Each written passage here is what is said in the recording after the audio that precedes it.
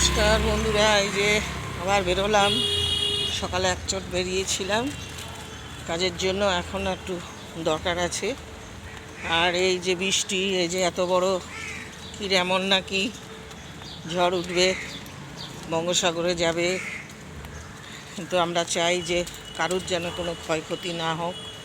সব বন্ধুরা সাবধানে থাকবেন, বিশেষ করে যারা সমুদ্রের আশেপাশে থাকেন তাদের জন্যও বার্তা রইল। হ্যাঁ, এবার যেটা হচ্ছে যে এমনি হতে পারে না, তাই না? এই ঝড় উঠতেই হবে, ক্ষতি করতেই হবে।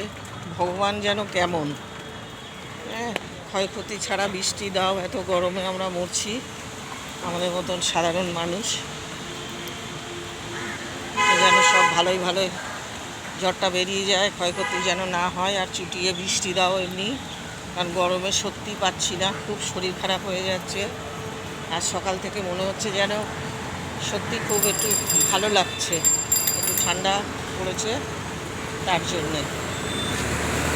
ঠিক আছে, আমি মেন রোডে এসে গেছি, গাড়ি যাচ্ছে, পরে আবার দেখা হবে, কথা হবে।